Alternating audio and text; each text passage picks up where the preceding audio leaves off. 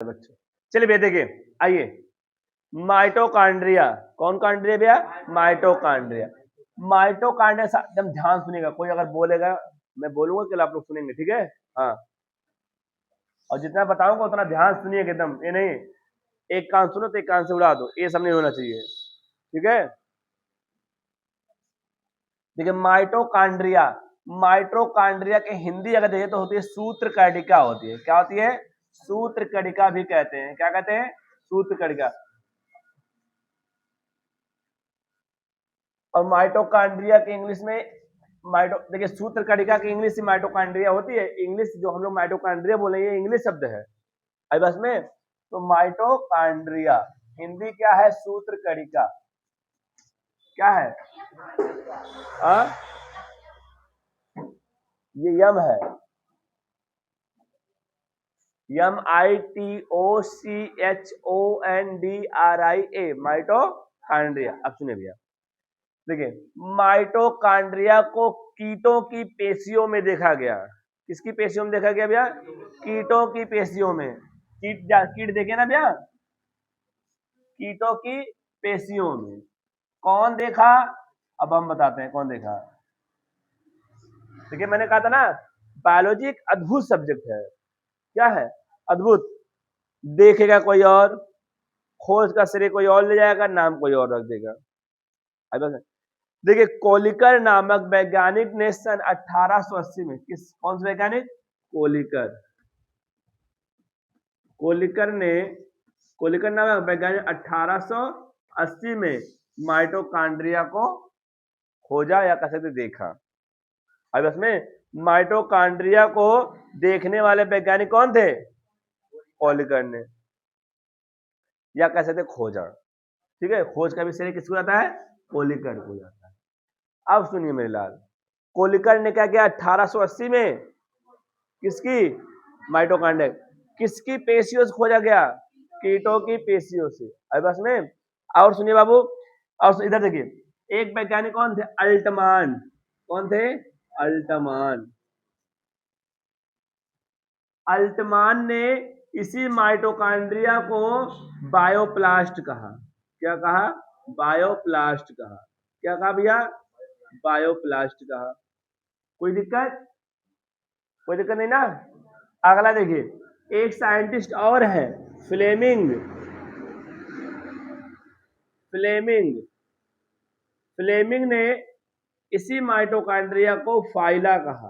क्या कहा? फाइला कहा। क्या कहा? फासे फ्लेमिंग, फासे फाइला। फासे फ्लेमिंग, फासे फाइला, ऐसे याद कर लीजिएगा। अब देखो इसको याद करने की इधर देखिए, Altmann, A for Altmann, B for bioplast. आप ए भी याद रखेंगे, A B, A for Altmann, B से बायोप्लास्ट। यानी अल्टमान ने क्या कहा माइटोकांड्रिया को? बायोप्लास्ट का। लुक, लुक मीन्स देखना, लुक कोलिकर, लुक में कहा आ रहा कि नहीं आ रहा? लुक ने देखा। क्या देखा? कोलिकर ने देखा। किसको देखा? माइटोकांड्रिया को देखा। कुछ ऐसे याद करिएगा, ठीक है? तो माइटोकांड्रिया की खोज किसने किया भैया? कोलिकर ने सन 1880 में। अल्टमान ने इसे क्या कहा? बायोप्लास्ट कहा। एक आए फ्लेमिंग, क्या भैया हम फाइला कहा। क्या कहा? फाइला। चला तू कहिला, जौन तार खुशी हुआ ओ भैया, जौनम खुशी वही में। अब देखिए एक वैज्ञानिक और है सी बेंडा। देखा बंडा होता है जो गंगो घर में बना था खाए वाला, वो बंडा ना, बेंडा है। सी बेंडा, इन्होंने माइटोकांड्रिया नाम दिया। ये इंपॉर्टेंट है। इन्होंने क्या कहा? माइटोकांड्रिया नाम कौन दिया? सी बेंडा। देखा था भैया कितना वैज्ञानिक, देखला। अरे अपन अपन सब मात दी है। चलिए अब सुनिए, पादप कोशिका में, कौन सी भैया? पादप कोशिका में माइटोकांड्रिया की खोज किसने किया भैया? एम सांद्र एफ मिम्स है। एफ मिम्स, हिंदी देखते हैं थोड़ा। एफ मिम्स, हिंदी क्या भैया इसका? मावेश। एफ, यहां देखते हैं, पादप कोशिका में कौन खोजा? एफ मवेस, एक वैज्ञानिक है, इन्होंने माइटोकॉन्ड्रिया किसमें खोजा? पादप कोशिका में। उस पादप का नाम था निम्फिया। क्या था? निम्फिया पौधा। किस पौधे में खोजा? निम्फिया पौधे में। किसकी खोज की है? माइटोकॉन्ड्रिया। पादप कोशिका में माइटोकॉन्ड्रिया को खोजने वाले वैज्ञानिक कौन है? एफ मवेस। और किस पौधे में खोजा था? निम्फिया पौधा। अब सुनिए, माइटोकॉन्ड्रिया क्या होती है भैया? अलग अलग कोशिकाओं में भिन्न भिन्न होती है। इनकी संख्या क्या होती है? भिन्न भिन्न होती है। माइटोकॉन्ड्रिया अलग अलग कोशिकाओं में या अलग अलग जीवों में, कैसे थे, अलग अलग कोशिकाओं में इनकी संख्या भिन्न भिन्न होती है, किसी भी कोशिका में समान नहीं होती है। यानी जो कोशिका जितनी ज्यादा सक्रिय होगी, उस कोशिका में उतने ज्यादा ही क्या पाई जाएगी? माइटोकॉन्ड्रिया पाई जाएगी। जो कोशिका कम सक्रिय होगा, उसमें माइटोकॉन्ड्रिया कम पाई जाएगी। आई बात में, मैं उस दिन आप लोगों को बताया था, जो पक्षी उड़ती है तो उसके पंख में भाई, उसका पंख को ज्यादा ऊर्जा चाहिए कि नहीं? देखिए, माइटोकॉन्ड्रिया का काम है ऊर्जा देना। क्या देना? ऊर्जा देना। तो भाई अगर पक्षी उड़ रहा है तो पक्षी उड़ने के लिए क्या चाहिए? ऊर्जा चाहिए। यानी उनके पंखों में क्या होना चाहिए? क्या होना चाहिए? क्या होना चाहिए? माइटोकॉन्ड्रिया ज्यादा होना चाहिए उनकी कोशिकाओं में। हम चल रहा हूं, बोल रहा हूं ना, तो भाई लिख रहा हूं, तो क्या यहाँ से माइटोकॉन्ड्रिया ज्यादा होनी चाहिए कि नहीं होनी चाहिए? तभी तुमको ऊर्जा मिल पाएगी। आया सुन में? अब सुनिए, समझ गए? अब देखिए माइटोकॉन्ड्रिया देखिए कैसे दिखता है आपको? अंडाकार दिख रहा है कि नहीं दिख रहा है? तस्तरी नुमा। कैसे दिख रहा है? अरे अब कैसे पूरा ढक दा, अरे बड़ा बनाया गया ना। तस्तरी नुमा। कैसे भैया? तस्तरी नुमा होता है। दोहरी झिल्ली से, देखिए बाह्य झिल्ली और ये अंदर वाला आंतरिक झिल्ली। आया समझ में? माइटोकॉन्ड्रिया दोहरी झिल्ली से घिरी होती है। कितनी झिल्ली से घिरी होती है? दोहरी। मैंने बताया था आपको, बार बार बता रहा हूं, ये रट जाना चाहिए। एक माइटोकॉन्ड्रिया, एक लवक और एक केंद्रक, ये तीन ऐसे कोशिकांग है जो दोहरी झिल्ली से घिरी होती है। मैं हर लेक्चर में बता रहा हूं, अगर आपने क्वेश्चन गलत करके आया बस में मार दूंगा, भां भी भू भां भे भू भा, है ना, ये हो जाएगा। ठीक है, इधर आइए। माइटोकॉन्ड्रिया कितनी झिल्ली से घिरी होती है मेरे लाल?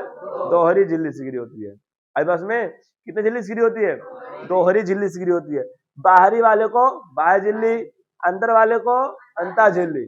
अब देखिए, जो अंतः झिल्ली होती है, अंदर वाली झिल्ली होती है, ये वलित हो जाती है। वलित का मतलब मुड़ना, बायोलॉजी में वलित का मतलब होता है मुड़कर। अंगुली के समान संरचना बना लेती है। कैसे? मतलब देखिए, अंगुली समान संरचना बना रही कि नहीं बना रही? या कैसे? तो घुंडी के समान संरचना बना लेती है। अरे यार चल, अंगुली के समान समझ गए कि नहीं समझ गए? हाँ बस, अंगुली के समान संरचना बनाती है। इस अंगुली के समान संरचना वाले को हम लोग क्या कहते हैं? क्रिस्टी कहते हैं। क्या कहते हैं?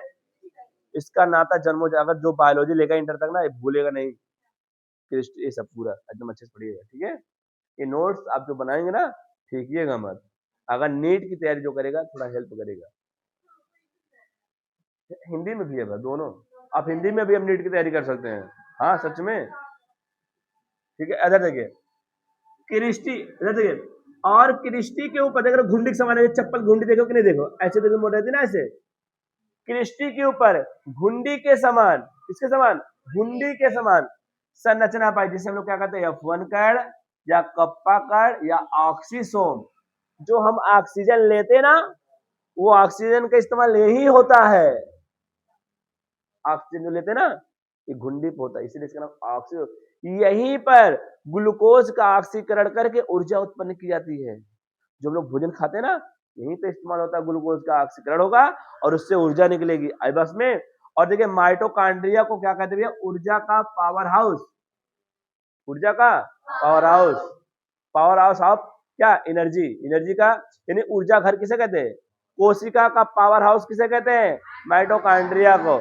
आत्महत्या की थैली किसे कहते हैं? लाइसोसोम की। प्रोटीन की फैक्ट्री किसे कहते हैं? राइबोसोम को। आई बात में।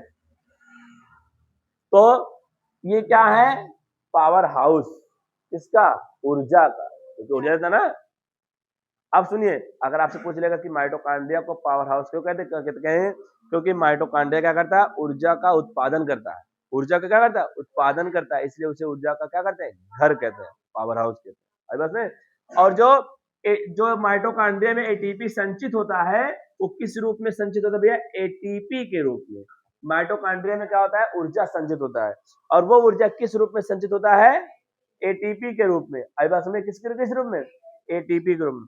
एटीपी का फुल फॉर्म होता है मेरे बाबू एडिनोसिन, लिख लीजिए, मैं पूछ लूंगा नहीं तो, एडिनोसिन,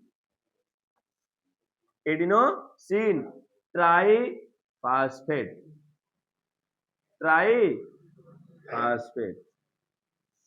कोई दिक्कत है, एडिनोसिन ट्राइफॉस्फेट, कोई दिक्कत, एडिनोसिन ट्राइफॉस्फेट इसी के रूप में। और एटीपी को क्या कहते हैं, ऊर्जा का सिक्का कहते हैं, ऊर्जा का सिक्का।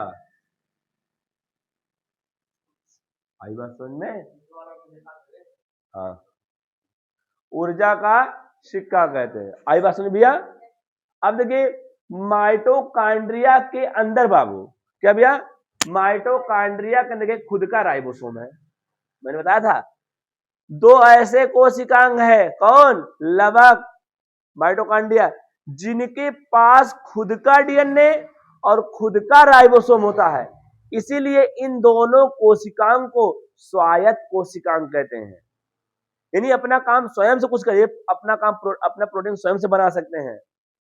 आई बात में, यानी इनके पास राइबोसोम है, तो ये जो अंतःप्रदब्बी जालिका के ऊपर राइबोसोम उस पर निर्भर नहीं रहेंगे, ये अपना प्रोटीन खुद ही बनवा लेंगे।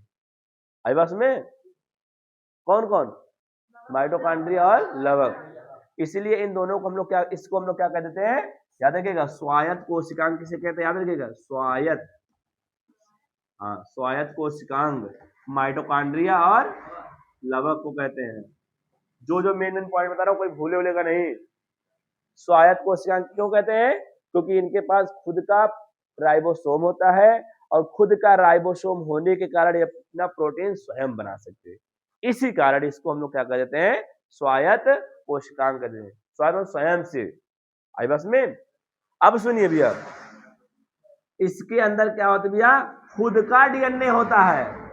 और देखिए मैंने बताया था, राइबोसोम अगर किसी के अंदर पाया जा रहा है, यूकैरियोटिक कोशिका के अंदर है तो 80 एस है, अगर यूकैरियोटिक कोशिका के कोशिकांग के अंदर पाया जा रहा है तो 70 एस है।